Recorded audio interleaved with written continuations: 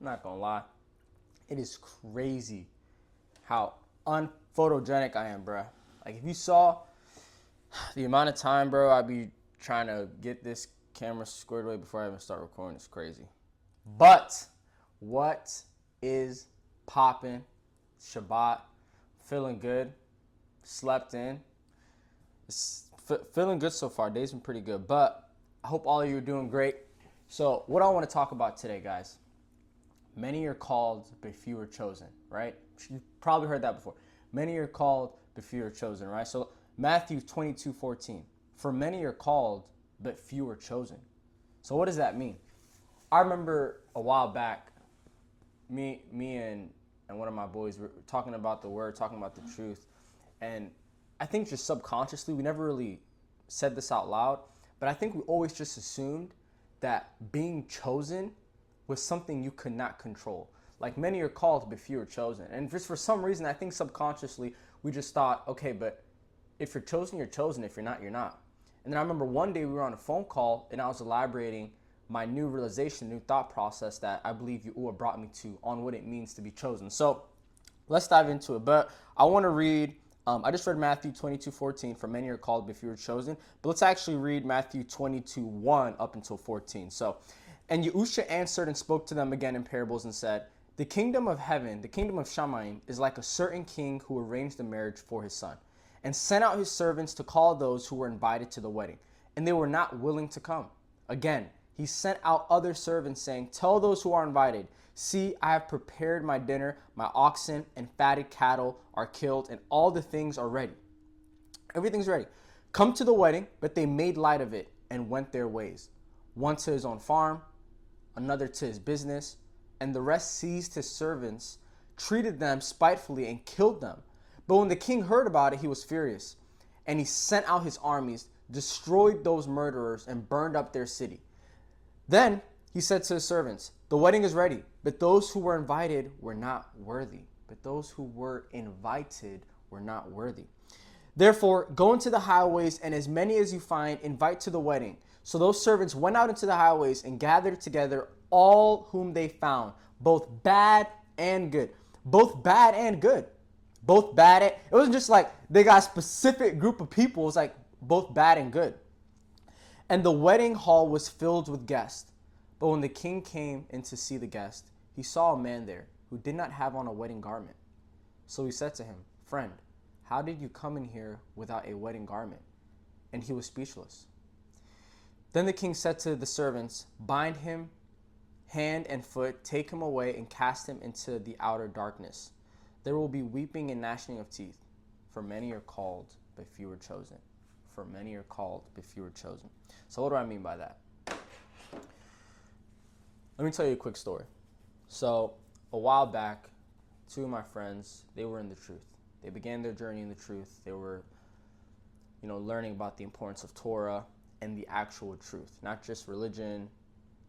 They came out of all these things and they were indulged in the truth. And I remember one day they were telling me about Noah and how he might be this light-skinned guy or, all these things. And I remember I was like, wow, this is kind of shocking. Like all the information they were telling me. They're telling me that the father's name is Yahuwah. They're telling me the son's name is Yahusha. And mind you, my whole life, I've just believed in JC, Jesus, and God, right? That's literally all I believed in. But I believed I had a relationship with Yahuwah. I always felt that deep down. So they're telling me about it and it's lingering in my head. And I'm like, okay. I'm just like letting it sink in, but not paying too much mind to it, but I am taking heed to it. Because those are my boys and I trust them. Whatever they were telling me, it was clearly not out of them trying to get me to join a group or anything like that. They were literally just trying to show me the truth. So I remember some time goes by and I have a dream one night.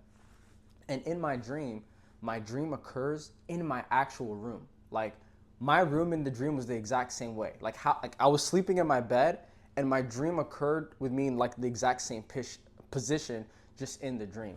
So in my dream, there's like this Garfield type thing in the corner symbolizing like a devil. Like it was kind of like a Garfield type cat, but with like devil horns maybe. I don't remember too vividly, but I remember pretty much it was over for me. The little cat was laughing at me, laughing and laughing and laughing. It's pretty much because I was going to go burn in the lake of fire. And what had happened was a little vortex opened under the cat, and the cat started falling. And pretty much I started falling with the cat, and it's just laughing at me, laughing and laughing. And I'm just so sad and so terrified, and I feel like it's over. And just like a huge tsunami of despair and just like condemnation felt like it came upon me while I'm falling. And this cat is literally laughing at me. It's like, it's goofy, but it's not goofy. And I just thought it was over. And then in that dream, I like wake up. In the dream, I wake up, not in real life. It's like in the dream, I wake up from falling, and I feel this like wave of purity in my chest area, like right here. Like, you know, when your heart drops to your stomach, when you feel pain, when someone hurts you or someone lies to you, or you find out, I don't know, maybe you get cheated on, or just you get that emotional pain. It like comes right here. I felt the most purest and most warm wave of light like come in that area, and it like pulled me up. And it was like, and it felt so good. And in that dream, when I woke up in the dream and felt that light, it was like I've been saved. And by saved, I don't mean like, oh, I'm making it to Shamayim. I mean, it's like Yahuwah saved me from going to the lake of fire. He pulled me out and said, no, like I'm giving you a shot. Like now, like I'm giving you an opportunity. I'm pulling you from the darkness. I'm bringing you into the light. And now what are you going to do? And I remember that dream. I'll be honest, guys. That dream, I'm not going to lie to you, it was terrifying. For a good 6 months, I was scared to go to bed a lot at night. Like that's how terrifying that dream was for me. I was genuinely scared for a good 6 months, maybe up to a year, a lot of nights before I went to bed, because of that dream. It was like a genuinely terrifying dream. But the point I'm trying to make is, after that dream, I woke up and I called my boys right away and said, what's his name? You said Yahuwah. What's the son's name? Yahusha. And I never looked back. Like right there in that moment, I wanted to begin my walk, and I began the walk. And there's no doubt in my mind that was Yahuwah who put that dream upon me and pulled me from the darkness and said, no, no, no, no, no. You're not going where that cat's going, laughing in that vortex falling. You're coming with me, and you're going to start this walk. I'm going to give you the opportunity to start it. What are you going to do? So the reason why I bring that verse up is because I believe in that moment, just like it says in Matthew 22:14, for many are called, but few are chosen. I believe in that exact moment I was called. I don't believe I was chosen. I believe in that exact moment I was called. So then you go on to Matthew chapter 7, verse 21, and it says, let's go to actually John 2:3-4. And by the way, guys, whenever I read verses, always have the verses pulled up. Don't take my word for it. Like, actually read it for yourself and make sure everything I'm saying is true. So John 2:3-4. And when they ran out of wine, the mother of Yahusha said to him, they have no wine. Yahusha said to her, woman, what does your concern have to do with me? My hour has not yet come. Wait, hold on, guys. That's the wrong verse. My bad. Matthew 7:21. Not everyone who says to me, Master, Master, Yahusha, Yahusha, shall enter the kingdom of Shamayim, but he who does the will of my Father in heaven. But he who does the will of my Father in heaven. So the point I'm trying to make is, guys, I feel like what causes you to be called is Yahuwah. He'll call you. He'll make that call to you. Many are called. But what determines whether or not you're chosen is what you do.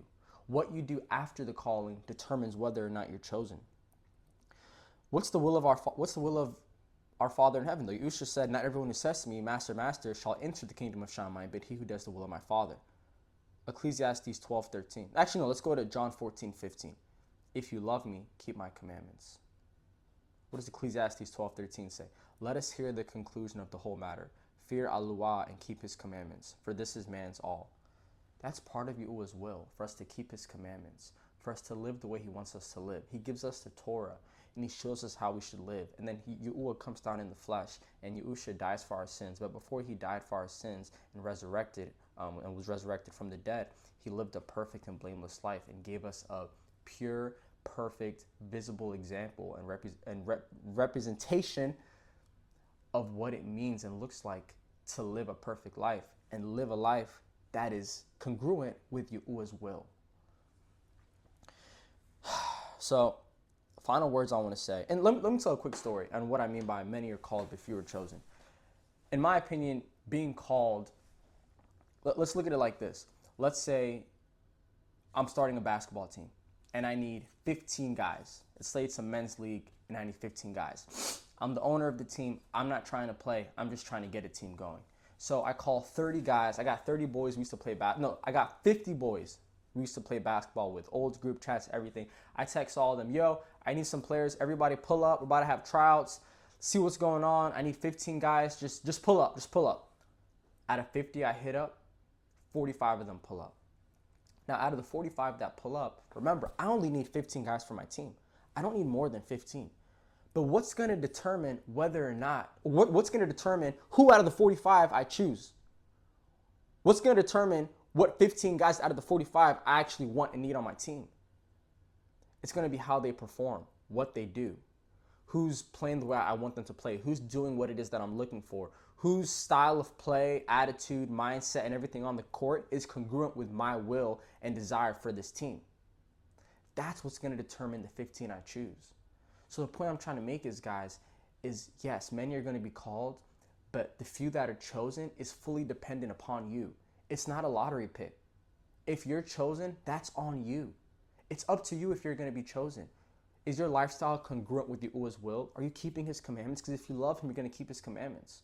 Are you doing what he wants us to do on a day-to-day basis? Are you living the life that he wants us to live? Because that's his will for us, all these things.